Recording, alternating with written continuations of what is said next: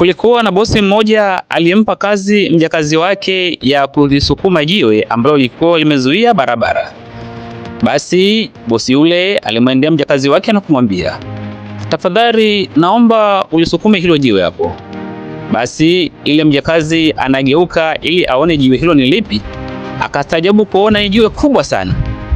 Ikabidi tena muulize bosi wake, samahani bosi, unamaanisha jiwe hili? Yule bosi akamwambia, ndiyo, naomba ulisukume jiwe hilo kwa muda wa dakika 30 na kila dakika moja itakuwa na kulipa shilingi 1000. Basi yule mjakazi hakuwa na hiana, akaenda na kufanya kazi aliyopewa na bosi wake. Basi akalisukuma jiwe hilo, akalisukuma sana, lakini ilipofika dakika 15 yule mjakazi akajiuliza moyoni, hivi kwa nini nasukuma jiwe hili lakini haliondoki? Sasa kama ni hivi nitakuwa nafanya kazi gani sasa? Basi yule mjakazi baada ya kuona kwamba anasukuma lile jiwe lakini haliondoki, basi akaamua kuliacha. Akajisemea kwamba siwezi kufanya kazi ambayo haliniletei matokeo yoyote. Hivyo basi nitaondoka na kumwambia bosi nimeshindwa kazi hii. Basi yule mjakazi akaondoka na kumwambia bosi, akamwambia, bosi, samahani bwana, hii kazi ulionipatia mimi siwezi kufanya. Bosi akamuuliza, kwa nini? Akamwambia kwamba kweli kazi yako ni ngumu kwa sababu nimesukuma jiwe lakini haliondoki. Kwa hiyo mimi siwezi kuendelea kufanya kazi ambayo sioni matokeo yake. Bosi akastaajabu na kusikitika sana. Akamuuliza, kwani nilikupa kazi ya kusukuma jiwe au nilikupa kazi ya kuliondoa jiwe? Basi yule mjakazi huku akifikiria akamwambia, bosi, ulinipa kazi ya kulisukuma jiwe. Bosi akawa amemjibu, sasa ya nini kujisumbua kuliondoa jiwe ili hali mimi nilikupa kazi ya kulisukuma jiwe? Basi kutokana na kwamba yule mjakazi alifanya kazi kwa muda wa dakika 15 tu, basi akawa amelipwa mshahara kulingana na kazi yake aliyokuwa ameifanya, na akajilaumu sana kwa sababu huenda angetimiza dakika 30 angelipwa shilingi 30,000 yote. Rafiki yangu, hapa tunajifunza nini katika hadithi hii?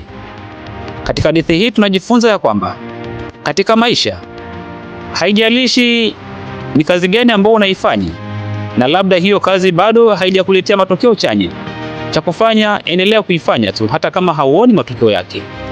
Kuna watu wengi siku hizi wanafanya shughuli mbalimbali, wanafanya kazi nyingi sana, na yamkini hizo kazi ndo zile ambazo Mwenyezi Mungu amewapangia kabisa kuzifanya, lakini kwa sababu walitarajia kupata matokeo kwa haraka na hayo matokeo waliotarajia wao hawajayaona, basi wanaamua kuziacha zile kazi na kushika kazi zingine au kushika ndoto zingine ambazo kimsingi sizo ambazo Mwenyezi Mungu amewapangia. Rafiki yangu, nisikilize kwa makini. Ukiona katika maisha unafanya kitu ambacho kimsingi kimegusa moyo wako lakini bado hauoni matokeo yake, usikate tamaa, kwa sababu hauwezi kujua kwamba ni kwa sababu gani kwa wakati huo hauoni matokeo. Kilicho muhimu ni wewe kuendelea kutia juhudi na nini, kwa sababu kazi yako wewe si kuliondoa jiwe, bali kazi yako wewe ni kulisukuma jiwe. Ikiwa unauza nguo na unaona kwamba hiyo kazi moyo wako imeukubali vizuri, hata kama haupati wateja, endelea kuifanya, kwa sababu ipo siku itakupatia faida. Usiache hiyo kazi, kwa sababu kiwango cha hiyo kazi hauwezi kujua ya kwamba itakuchukua gharama gani kuweza kuirudisha kama ukiacha hiyo kazi. Najua watu wengi wanapenda kupata faida kwa haraka pale ambapo wanataka kitu ambacho walichokuwa nakifanya au hiyo kazi wanayokuwa wanaifanya iwaletee matokeo kulingana na vile wao ambavyo wanataka. Ila sikiliza, ukweli ni huu. Siku zote Mungu anapokuwa amekupatia kitu cha kufanya katika maisha yako, siku zote huwa anapima cha kwanza ustadi wako na uvumilivu wako, sambamba na ule mjakazi ambaye alikuwa akifanya kazi. Sikiliza, kazi ya kwamba wewe ufanikiwe kiwango gani katika kazi unaifanya ama utajirike vipi katika hiyo kazi unaifanya, hiyo sio kazi yako wewe, bali hiyo ni kazi ya Mwenyezi Mungu. Ila cha msingi wewe kazi yako ni kulisukuma jiwe. Kulisukuma jiwe ni kutia juhudi na nia katika kile ambacho wewe unakifanya. Kulisukuma jiwe ni kujifunza mambo mapya kila siku kuhusu career ama kile kitu ambacho wewe unataka ubobee katika maisha yako. Kuna watu wengi sana wanakata tamaa kwa sababu tu wameona kwamba kile alichokuwa anakifanya hakimletei tena faida. Rafiki, angalia usije ukapotea njia, kwa sababu hiyo kazi ambayo unaifanya yamkini ndo hatima ambayo Mwenyezi Mungu amekupangia. Hiyo ndoto ulionayo yamkini ndo hatima ambayo Mwenyezi Mungu amekupangia. Halafu wewe unaiacha kirahisi. I say, nataka nikwambia kwamba ukiiacha kazi hiyo, aidha ukashindwa kutia nguvu ya kutosha, hata kama ukija kufanikiwa, hautafanikiwa kama vile ambavyo Mwenyezi Mungu alikupangia, au kama vile ambavyo utakiwa ufanikiwe kama ungetia juhudi na nia thabiti. Sikiliza, mwanzo wote ni mgumu. Usijilazimishe kulisukuma jiwe ili hali wewe, usijilazimishe kuliondoa jiwe ili hali umeambiwa ulisukume jiwe. Wewe kazi yako ni kulisukuma jiwe na sio kuliondoa jiwe. Na ndio maana nimesema kwamba kama wewe una kampuni kubwa, hata kama kampuni yako bado inakula hasara, endelea kufanya, usiache. Kwa sababu gani? Kitendo cha wewe kufanikiwa kwa kiwango gani, au ile hali ya kwamba wewe unataka utajiriki kwa kiwango gani, hiyo ipo nje ya uwezo wako wewe. Ingelikuwa kila mtu anatamani kufanikiwa vile ambavyo anataka, basi dunia yote ingejaa matajiri watu na pasingekuwa na masikini. Lakini kiwango cha wewe kufanikiwa kwa kiwango gani, au uwe bilionea au milionea kwa kiwango gani, hilo ni jukumu la Mungu ambalo anaitazama juu yako. Lakini wewe kazi uliopewa ni kulisukuma jiwe tu. So kuna watu wengi wanaforce kuliondoa jiwe ikiwa kazi yao ni kulisukuma tu jiwe. Sikiliza kwa makini.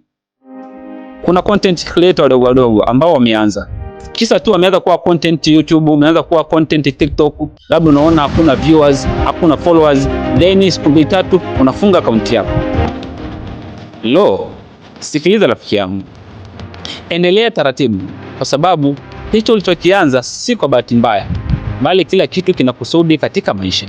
Endelea kukifanya hata kama hauoni faida yake wala matokeo kwa wakati huo. Endelea kukitenda. Kikubwa tu, fuata maelekezo na kuwa mvumilivu kuhusu kile unachokitenda. Usije ukawa kama mfanyakazi yule ambaye asielewa, aliambiwa asukume jiwe, yeye akafosi kuliondoa jiwe. Hata wewe leo, tafadhali sukuma jiwe. Haujaambiwa uliondoe jiwe. Shikilia pale ulipo, kwa maana bado hujakosea njia. Na kama ukipotea, basi tambua kwamba huenda usirudi tena hapo ulipokuwa. Rafiki yangu, shikilia vizuri. Shikilia kweli. Shikilia kama vile ambavyo tai akishikilia windo lake hawezi kuliachia. Na wewe shikilia hapa, kwa maana ndipo kwenye riziki yako. Tai akishikilia mzoga akapanda nao juu, hawezi kuachia mpaka pale atakapomaliza kutumia kazi vile ambavyo alikuwa anataka. Langu jina naitwa Alphonse Ngabita. Asante sana kwa kunisikiliza.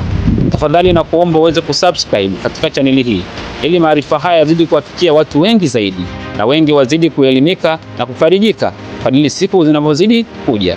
Basi na Mwenyezi Mungu atakubariki sana. Lakini pia ushare kwa marafiki zako, pamoja na uweke comment hapo katika comment section ya kwamba je, ni kazi ipi ambayo wewe umewahi kuanzisha ukaiacha ukihisi kwamba haikuwa sehemu ya malengo yako, kisa tu ilikupatia hasara au haikupa kile ambacho wewe ulikuwa unakitaka. Deni na mimi hapa kushirikiana na wewe kuhakikisha kwamba najibu comment yako na mambo yatakwenda vizuri. Basi tukutane katika makala zingine. Chao.